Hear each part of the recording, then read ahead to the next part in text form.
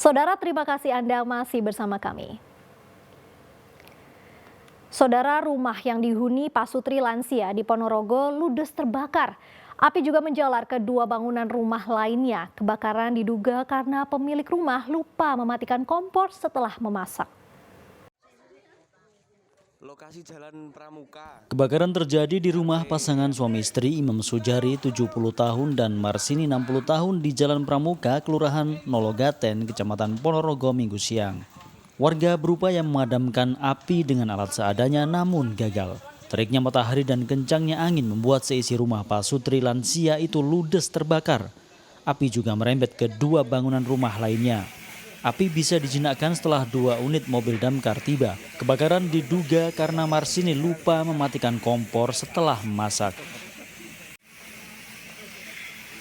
Itu ngejangan itu. Terus Ditinggal jagungan, akhirnya jangannya itu kan kering. Kering lalu apinya ke atas. oh gitu. Ya, lalu menjalar ke rumah itu.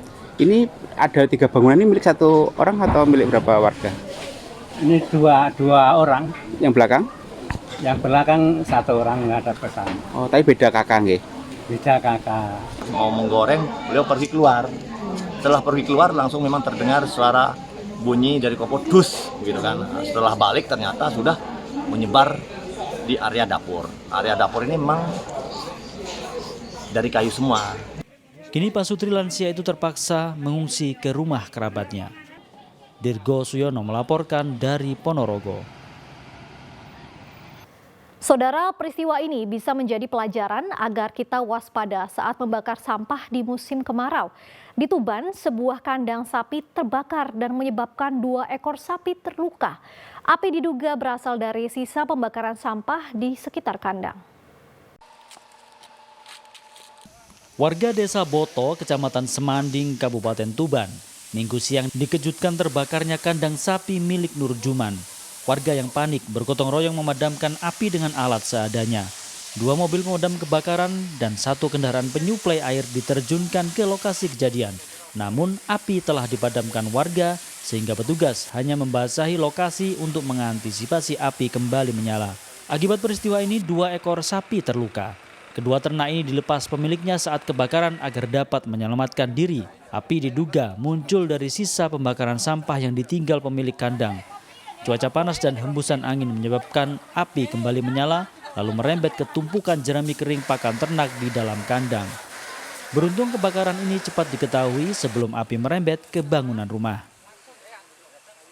Alhamdulillah sampai di lokasi kita tinggal pembasahan karena sudah dipadamkan sama masyarakat setempat.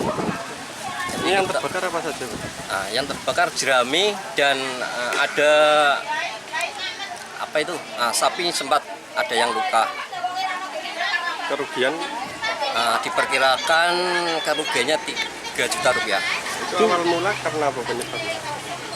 Awal mula dari yang punya rumah itu bakar sampah.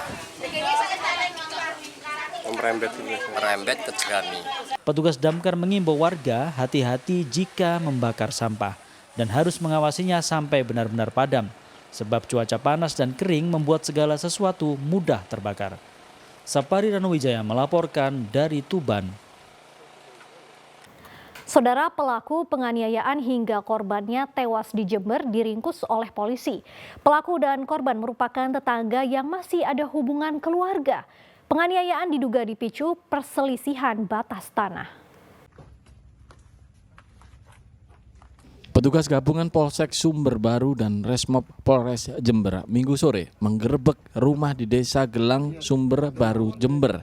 Rumah tersebut diduga menjadi persembunyian Hosairi 40 tahun, pelaku penganiayaan terhadap Mat Halil 70 tahun hingga korban tewas. Selain Hosairi, polisi juga menahan 2 adiknya, Hotiman dan Solihin, namun keduanya masih berstatus saksi. Kita menemukan posisi terduga pelaku dari kasus penganiayaan korban meninggal dunia ini atas nama terduga pelaku Hosairi berhasil kita amankan dan selanjutnya kita bawa ke Polsek Sumber Baru. Dari hasil interogasi sementara yang bersangkutan mengakui terus terang bahwa dia yang melakukan pembacokan dan selanjutnya perkara ini kami limpahkan ke Polres Jember. Mengalami luka juga? Yang bersangkutan juga mengalami luka pada tangan sebelah kanan. Warga Desa Gelang, Kecamatan Sumber Baru, Jember, Minggu siang dikejutkan dengan tragedi berdarah yang melibatkan dua warga bertetangga yang masih memiliki hubungan keluarga. Selain menewaskan Mat Halil, pelaku Hosairi juga melukai istri Mat Halil yakni Fatima dan Hasim menantunya. Diduga pertengkaran ini dipicu perselisihan batas tanah. Tommy Iskandar melaporkan dari Jember. Saudara, puluhan siswa SMK Prapanca 2 Surabaya Senin kembali bersekolah. Siswa, guru, dan wali murid menangis dan sujud syukur karena bisa masuk sekolah setelah hampir 7 bulan pagar digembok. Konflik yayasan dengan mantan kepala sekolah ini berakhir damai setelah pihak Polrestabes Surabaya memediasi.